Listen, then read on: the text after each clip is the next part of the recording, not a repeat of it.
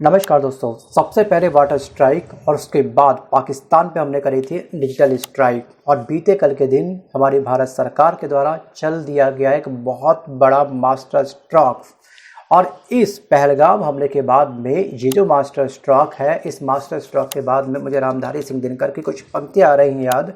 वो पंक्तियाँ इस प्रकार से है कि अब याचना नहीं, अब रण होगा, जीवन जय या मरण होगा। क्योंकि पहलगाम में जो कुछ हुआ उसके बाद हिंदुस्तान ने ये स्पष्ट कर दिया है कि अब शब्दों का समय नहीं है, अब समय है प्रहार का।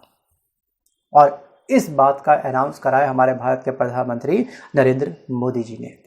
सो गाइस, कल हुई थी 1 घंटे 30 मिनट की मीटिंग प्रधानमंत्री मोदी और हमारे सेना के तमाम जितने भी प्रमुख हैं उनके बीच में। और इस मीटिंग के बाद में पीएम मोदी ने साफ साफ हमारी सेनाओं के तमाम जो तीनों प्रमुख हैं और जो उनके प्रमुख हैं सीडीएस, उन सभी को खुली छूट दे दी है कि क्या लक्ष्य होगा, मतलब कि हम पाकिस्तान के किस नब्ज पे वॉर करेंगे, क्या लक्ष्य होगा ये आप डिसाइड करो। समय कौन सा सही है अभी उसको रिप्लाई करने का समय भी आप डिसाइड करो। और हमले का तरीका क्या होगा, मतलब कि हम हमला डायरेक्ट मिसाइल के माध्यम से करेंगे, सेनाओं के माध्यम से करेंगे या फिर अदर कोई ऑप्शन चूज़ करेंगे। तरीका क्या होगा ये भी आप डिसाइड करो, लेकिन भारत से आतंकवाद को पूरी तरीके से जड़ से उखाड़ फेंकना है, ये अब आपकी जिम्मेदारी है।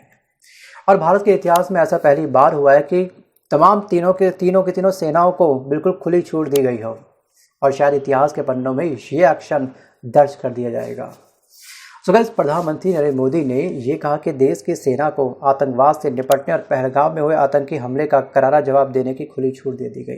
कहने का अर्थ यहाँ पे दोस्तों मेरा साफ साफ ये है। और इन तमाम जो भी हमारे चीफ हैं, जैसे आपको पता होगा कि जो रक्षा मंत्री हैं वर्तमान में राजनाथ सिंह है और जो एनएसए हैं वो अजित डोभाल है और जो हमारे सीडीएस है जनरल अनिल चौहान है और आर्मी चीफ, नेवी चीफ और एयरफोर्स चीफ के साथ में ये मीटिंग की गई थी। दोस्तों, पहलगाम आतंकी हमले के बाद भारत के प्रधानमंत्री पीएम मोदी ने साफ साफ ये कहा है हमारे तमाम जो हमारे सेना के चीफ हैं उनको, भारत के जो सीडीएस है उनको और जो हमारे भारत देश के डिफेंस मिनिस्टर राजनाथ सिंह उनको और जो भारत के गृह मंत्री अमित शाह उनको साफ साफ ये कहा है कि आतंकियों और साजिश रचने वालों को हमें किसी भी हालत में जड़ से उखाड़ फेंकना है।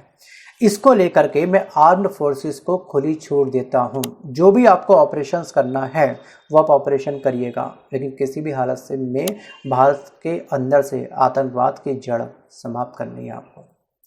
तो अब सवाल ये खड़ा होता है कि जो भारत के सीडीएस हैं, जो भारत के डिफेंस मिनिस्टर है राजनाथ सिंह, जो भारत के गृह मंत्री है अमित शाह, वो सबसे पहले किसका प्रयोग करेंगे, आर्मी का, एयरफोर्स का या फिर नेवी का? क्योंकि पाकिस्तान के साथ में हम लोगों ने जो भी वॉर लड़े हैं अब तक उसमें हमने मैक्सिमम आर्मी का प्रयोग किया है। चलिए मैं आपसे पूछता हूँ कि अगर मैं आपको भारत का सीडीएस बना दूँ 7 डेज के लिए, तो आप कौन सा एक्शन लोगे, किसका प्रयोग करोगे? सीधे एयरफोर्स का, बम्बार्डिंग करी, टंटा खत्म पाकिस्तान का, या फिर समुद्री जहाज उसको रोक दोगे, अप्रत्यक्ष रूप से पाकिस्तान को हैंडीकैप बना दोगे, या फिर आप सच में आर्मी का इस्तेमाल करोगे इस बार भी, जिसमें हमारे काफ़ी शहीद हो जाते हैं। जी हाँ, काफ़ी सारे जो हमारे जवान होते हैं वो शहीद हो जाते हैं। क्योंकि आर्मी पहले भी, सच कहूँ तो हम लोग पाकिस्तान के साथ में आर्मी का ही प्रयोग बहुत अधिक करते हैं और आर्मी पहले की तरह आतंकवादियों के ठिकानों पर यानी कि उनके लॉन्च पैड यानी कि ट्रेनिंग सेंटर पर सर्जिकल स्ट्राइक कर चुकी है। इस बार भी हम लोग सर्जिकल स्ट्राइक कर सकते हैं उनके आतंकवादी ठिकानों पर, ट्रेनिंग सेंटर पर। या तो ये करें हम लोग, या फिर सीधे एलओसी से ही एक मिसाइल लॉन्च करें, बूम, बात खत्म। या फिर ड्रोन का इस्तेमाल करें, हौले ड्रोन के माध्यम से मॉनिटर करें कि कहाँ पे इनके ट्रेनिंग सेंटर है, उसको टारगेट करें, उसके बाद हम उस पर हमला करें। देखिए, ऑप्शंस आपके पास में, क्योंकि सीडीएस तो आप हैं, मैं तो सीडीएस हूँ नहीं 7 डेज़ के लिए, तो आपको ज्वाइनिंग मैंने दी है, कमेंट बॉक्स ओपन है, सभी ऑप्शंस आपके सामने हैं और आप इस्तेमाल करिए, मुझे कमेंट करना मत भूलिएगा। सो गाइस, भारत और पाकिस्तान के बीच में अब तक 4 युद्ध हुए हैं और हर एक में भारत क्या रहा है, विजय रहा है। मतलब कि हर बार हम लोग ये युद्ध जीते हैं, फिर भी पाकिस्तान को अक्ल ठिकाने नहीं आती है। क्या इसी को बोलते हैं विनाश काले विपरीत बुद्धि? और दोस्तों, युद्ध चाहे 4 हो या फिर 1 हो, कीमत दोनों ही देशों को चुकानी पड़ती है। हाँ, वो अलग बात है कि किसी देश को कीमत ज़्यादा चुकानी पड़ती है और किसी के देश को कीमत कम चुकानी पड़ती है। सो बस इंडिया और पाकिस्तान के बीच में अब तो जो 4 युद्ध हुए हैं, जो युद्ध हुए थे आपके 1948 में 22 अक्टूबर 1947 को ये वॉर स्टार्ट हुआ था, जा करके समाप्त हुआ था 1 जनवरी 1949 में। उसमें भी हमने एक भारी कीमत चुकाई थी। उसके बाद आपको याद होगा 1965 में भी एक वॉर हुआ था हमारा पाकिस्तान के साथ, फिर 1971 में एक वॉर हुआ था पाकिस्तान के साथ में हमारा, जिसमें पाकिस्तान के 6 से लेकर के 9,000 सैनिक मारे गए थे और भारत के भी लगभग 4 से 5,000 सैनिक मारे गए थे, क्योंकि ये वॉर हुआ था दोस्तों आर्मी के माध्यम से, ये एक आर्मी वॉर था। उसके बाद 1999 में करगिल युद्ध आपको अच्छे से याद होगा, जो हुआ था 3 मई से शुरू और 26 जुलाई तक ये वॉर चला था, जिसमें पाकिस्तान के 3,000 जो थे सैनिक मारे गए थे और भारत के 527 सैनिक शहीद हुए थे। और वर्तमान में दोस्तों जो आतंकवाद का जाल है ना, वो बहुत ही ब्रॉड है। मतलब कि पाकिस्तान में इस समय वर्तमान में 150 से अधिक आतंकवादी संगठन काम कर रहे हैं, जिसमें प्रमुख संगठन है आपका लश्कर-ए-तैयबा। और पहलगाम हमले को लेकर के जिसने जिम्मेदारी ली थी, जी हाँ, टीआरएफ ने साफ साफ बड़े गर्व से ये कहा था कि पहलगाम आतंकवादी हमला हमने किया है। वो अलग बात है कि हमारे हैवी तेवर देखने के बाद, मतलब कि हमारा एग्रेसिव मोड देखने के बाद इस टीआरएफ ने अपने घुटने टेक दिए, साफ साफ ये बोला कि ये आतंकवादी हमला हमने नहीं करा। इनफैक्ट हमारे खुद के ऊपर एक साइबर अटैक हुआ था, फिर हम आखिरकार भारत के ऊपर कैसे हमला कर सकते हैं?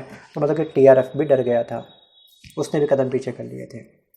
और लेकिन यहाँ पर जो पाकिस्तान के मंत्री है ना, वो शायद अभी विनाश से काले विपरीत बुद्धि वाले मुहावरे पर काम कर रहे हैं। इस स्क्रीनशॉट का आप ध्यान से पढ़िएगा। जी हाँ, साफ साफ ने ये बोला कि भारत जो है हमारा, ठीक है, इन्होंने ये बोला है कि हमारा जो भारत है ना, वो पाकिस्तान के 130 परमाणु मिसाइलों के निशाने पर है। और ये सजावट के लिए नहीं रखी है हमने।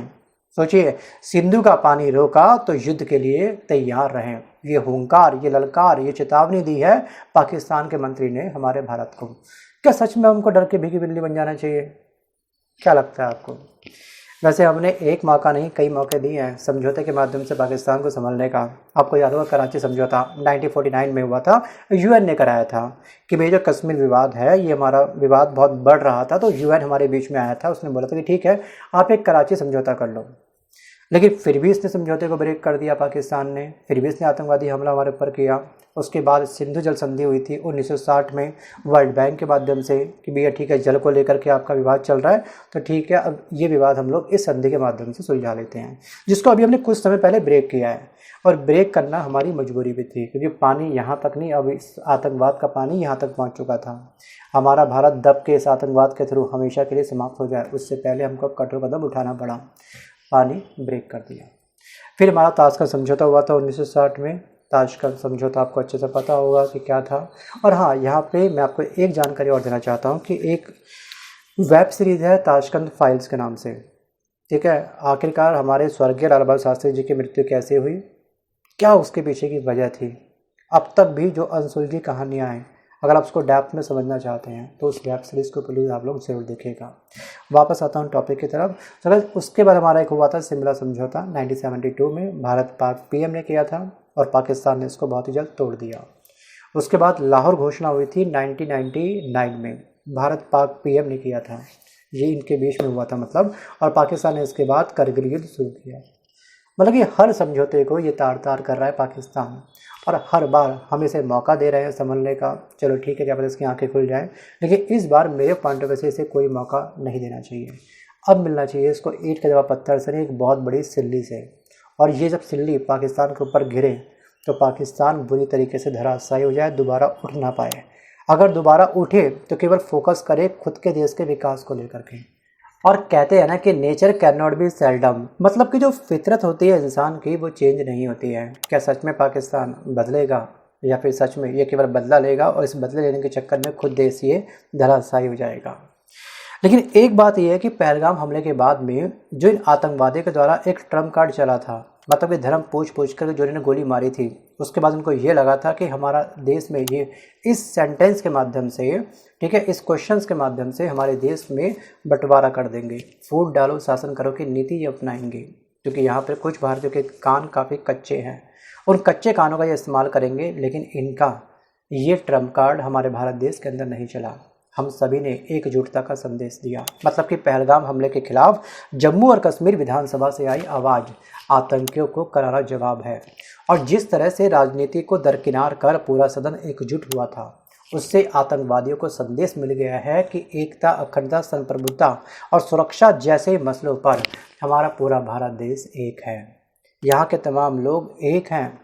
और जो हमला हुआ था उसमें जो आतंकवादी हमला जिन हमारे भारतीय लोगों के ऊपर हुआ था, जो लोग बच के आए हैं, अगर आप उनका इंटरव्यू ध्यान से सुनोगे जो उन्होंने प्रेस कॉन्फ्रेंस में मतलब कि पत्रकारों को दिया है, साफ साफ उन्होंने ये बोला है कि वहाँ पर कश्मीर में रहने वाले जो मुस्लिम भाई हैं उन्होंने हमारा बहुत अच्छे से सहयोग किया, हमारा साथ दिया। ऐसी बहुत लंबी चौड़ी फेहरिस्त आपको मिल जाएगी सोशल मीडिया प्लेटफॉर्म पर।